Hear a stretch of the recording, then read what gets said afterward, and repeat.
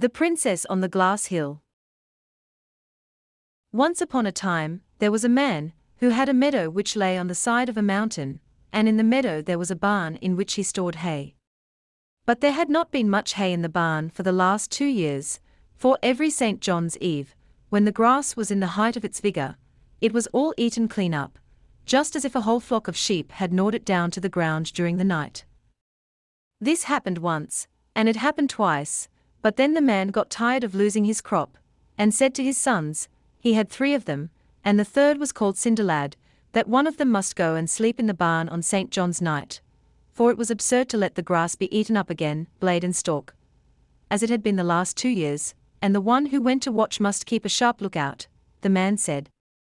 The eldest was quite willing to go to the meadow, he would watch the grass, he said, and he would do it so well that neither man, nor beast, nor even the devil himself should have any of it. So when evening came he went to the barn, and lay down to sleep, but when night was drawing near there was such a rumbling and such an earthquake that the walls and roof shook again, and the lad jumped up and took to his heels as fast as he could, and never even looked back, and the barn remained empty that year just as it had been for the last 2. Next St. John's Eve the man again said that he could not go on in this way, losing all the grass in the outlying field year after year, and that one of his sons must just go there and watch it, and watch well too. So the next oldest son was willing to show what he could do. He went to the barn and lay down to sleep, as his brother had done, but when night was drawing near there was a great rumbling, and then an earthquake, which was even worse than that on the former St. John's night, and when the youth heard it he was terrified, and went off, running as if for a wager. The year after, it was Cinderlad's turn, but when he made ready to go the others laughed at him, and mocked him. "Well, you are just the right one to watch the hay, you who have never learned anything, but how to sit among the ashes and bake yourself," said they. Cinderlad, however, did not trouble himself about what they said, but when evening drew near rambled away to the outlying field. When he got there he went into the barn and lay down, but in about an hour's time the rumbling and creaking began, and it was frightful to hear it. "Well, if it gets no worse than that, I can manage to stand it," thought Cinderlad. In a little time the creaking began again, and the earth quaked so that all the hay flew about the boy. "Oh, if it gets no worse than that I can manage to stand it," thought Cinderlad. But then came a third rumbling, and a third earthquake, so violent that the boy thought the walls and roof had fallen down, but when that was over everything suddenly grew as still as death around him. "I am pretty sure that it will come again," thought Cinderlad, but no, it did not. Everything was quiet, and everything stayed quiet, and when he had lain still a short time, he heard something that sounded as if a horse was standing chewing just outside the barn door. He stole away to the door, which was ajar, to see what was there, and a horse was standing eating. It was so big, and fat, and fine a horse that Cinderlad had never seen one like it before, and a saddle and bridle lay upon it, and a complete suit of armor for a knight, and everything was of copper, and so bright that it shone again. "Ha, ha! It is thou who eatest up our hay then," thought the boy. "But I will stop that." So he made haste, and took out his steel for striking fire, and threw it over the horse, and then it had no power to stir from the spot, and became so tame that the boy could do what he liked with it. So he mounted it and rode away to a place which no one knew of but himself, and there he tied it up. When he went home again his brothers laughed and asked how he had got on. "You didn't lie long in the barn, if even you have been so far as the field," said they. "I lay in the barn till the sun rose, but I saw nothing and heard nothing, not I," said the boy. "God knows what there was to make you two so frightened." "Well, we shall soon see whether you have watched the meadow or not," answered the brothers, but when they got there the grass was all standing just as long and as thick as it had been the night before. The next St. John's Eve it was the same thing, once again.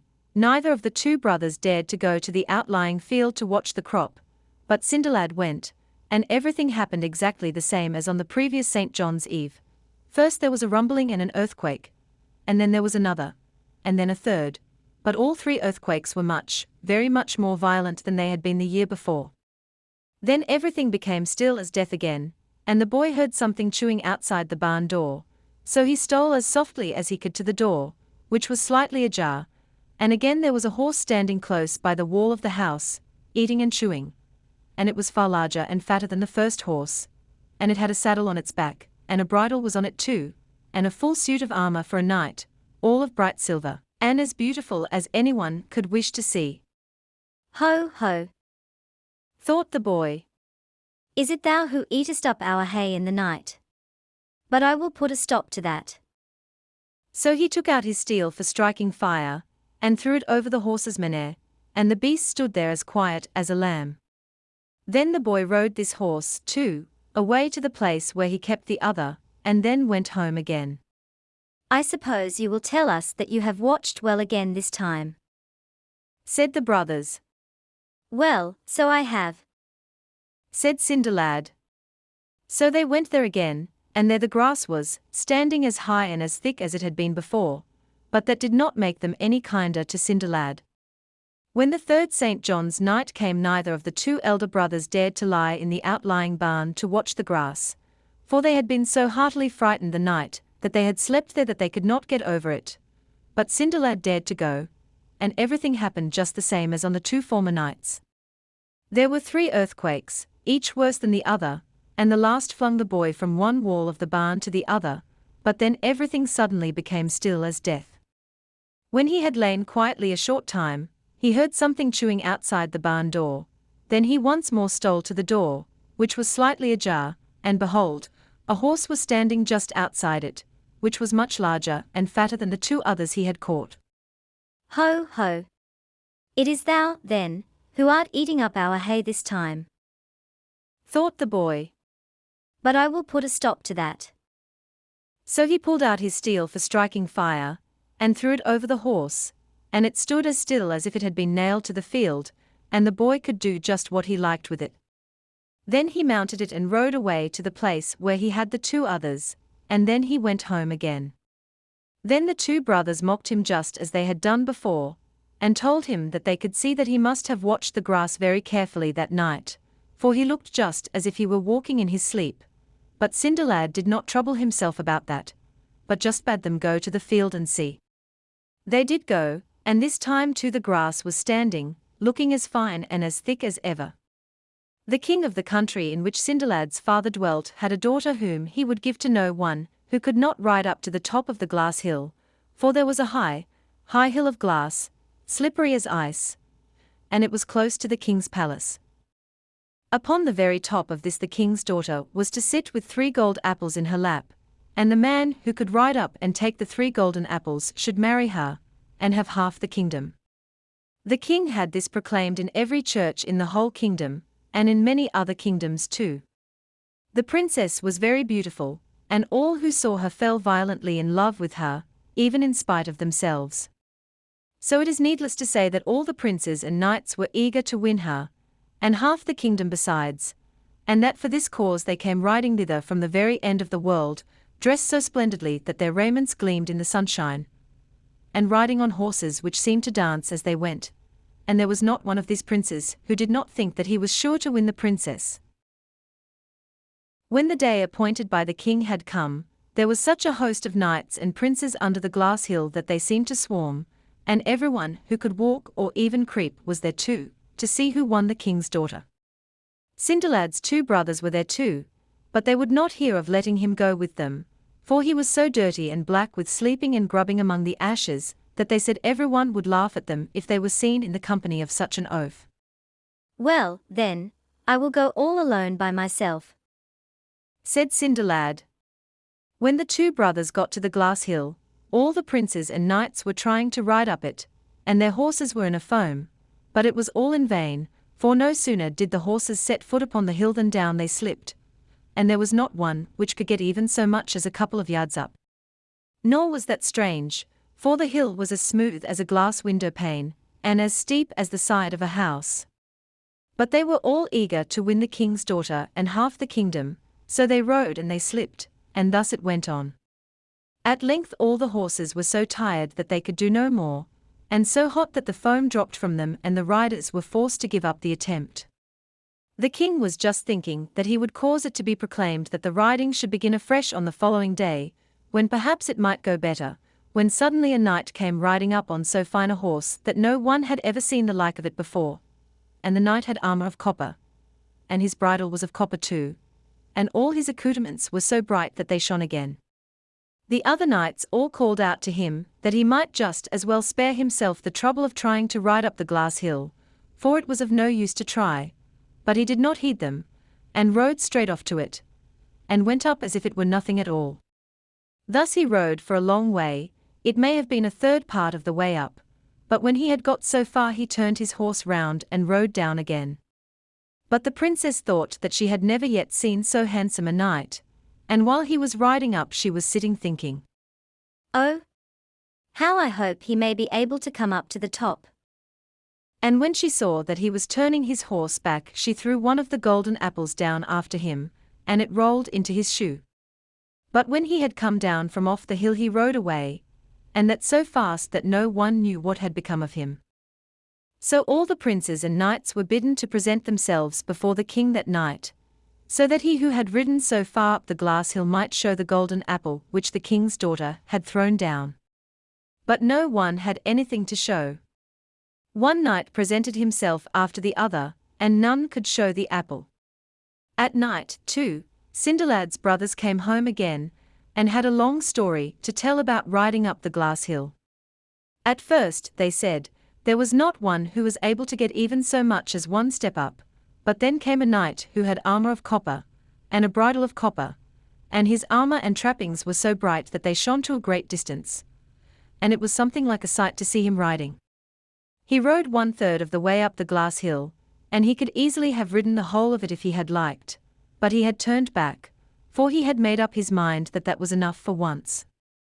"Oh, I should have liked to see him too, that I should," said Cinderlad, who was as usual sitting by the chimney among the cinders. "You, indeed," said the brothers. "You look as if you were fit to be among such great lords, nasty beast that you are to sit there." Next day the brothers were for setting out again, and this time too Cinderlad begged them to let him go with them and see who rode, but no, they said he was not fit to do that, for he was much too ugly and dirty. "Well, well, then I will go all alone by myself," said Cinderlad. So the brothers went to the glass hill, and all the princes and knights began to ride again, and this time they had taken care to roughen the shoes of their horses, but that did not help them. They rode and they slipped as they had done the day before, and not one of them could get even so far as a yard up the hill. When they had tired out their horses, so that they could do no more, they again had to stop altogether. But just as the king was thinking that it would be well to proclaim that the riding should take place next day for the last time, so that they might have one more chance, he suddenly bethought himself that it would be well to wait a little longer to see if the knight in copper armor would come on this day too. But nothing was to be seen of him.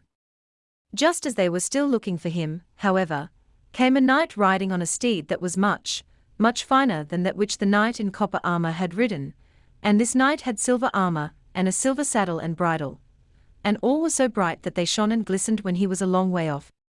Again the other knights called to him, and said that he might just as well give up the attempt to ride up the glass hill, for it was useless to try, but the knight paid no heed to that, but rode straight away to the glass hill, and went still farther up than the knight in copper armor had gone, but when he had ridden 2/3 of the way up he turned his horse around, and rode down again. The princess liked this knight still better than she had liked the other, and sat longing that he might be able to get up above, and when she saw him turning back she threw the second apple after him, and it rolled into his shoe. And as soon as he had got down the glass hill he rode away so fast that no one could see what had become of him. In the evening, when everyone was to appear before the king and princess, in order that he who had the golden apple might show it, one knight went in after the other, but none of them had a golden apple to show. At night the two brothers went home as they had done the night before, and told how things had gone, and how everyone had ridden, but no one had been able to get up the hill. "But last of all," they said, came one in silver armor, and he had a silver bridle on his horse, and a silver saddle, and oh, but he could ride. He took his horse 2/3 of the way up the hill, but then he turned back. He was a fine fellow, said the brothers. And the princess threw the second golden apple to him. Oh, how I should have liked to see him too, said Cinderlad. Oh, indeed. He was a little brighter than the ashes that you sit grubbing among, you dirty black creature, said the brothers. On the third day everything went just as on the former days. Cinderlad wanted to go with them to look at the riding, but the two brothers would not have him in their company, and when they got to the glass hill there was no one who could ride even so far as a yard up it, and everyone waited for the knight in silver armor, but he was neither to be seen nor heard of. At last, after a long time, came a knight riding upon a horse that was such a fine one, its equal had never yet been seen. The knight had golden armor, and the horse a golden saddle and bridle, and these were all so bright that they shone and dazzled everyone, even while the knight was still at a great distance. The other princes and knights were not able even to call to tell him how useless it was to try to ascend the hill, so amazed were they at sight of his magnificence. He rode straight away to the glass hill, and galloped up it as if it were no hill at all, so that the princess had not even time to wish that he might get up the whole way. As soon as he had ridden to the top, he took the third golden apple from the lap of the princess, and then turned his horse about and rode down again, and vanished from their sight before anyone was able to say a word to him. When the two brothers came home again, at night they had much to tell of how the riding had gone off that day, and at last they told about the knight in the golden armor too. He was a fine fellow, that was. Such another splendid knight is not to be found on earth, said the brothers. Oh, how I should have liked to see him too, said Cinderlad. Well, he shone nearly as brightly as the coal heaps that thou art always lying raking among, dirty black creature that thou art, said the brothers. Next day all the knights and princes were to appear before the king and princess. It had been too late for them to do it the night before, in order that he who had the golden apple might produce it. They all went in turn, first princes and then knights, but none of them had a golden apple. But somebody must have it, said the king. For with our own eyes we all saw a man ride up and take it. So he commanded that everyone in the kingdom should come to the palace, and see if he could show the apple. And one after the other they all came, but no one had the golden apple, and after a long, long time Cinderlad's two brothers came likewise. They were the last of all, so the king inquired of them if there was no one else in the kingdom left to come. Oh, yes, we have a brother, said the two. But he never got the golden apple. He never left the cinder heap on any of the 3 days. Never mind that, said the king. As everyone else has come to the palace, let him come too. So Cinderlad was forced to go to the king's palace. Hast thou the golden apple? asked the king. Yes, here is the first, and here is the second, and here is the third, too, said Cinderlad, and he took all 3 apples out of his pocket, and with that drew off his sooty rags, and appeared there before them in his bright golden armor, which gleamed as he stood. Thou shalt have my daughter, and the half of my kingdom, and thou hast well earned both, said the king. So there was a wedding, and Cinderlad got the king's daughter, and everyone made merry at the wedding, for all of them could make merry, though they could not ride up the glass hill, and if they have not left off their merrymaking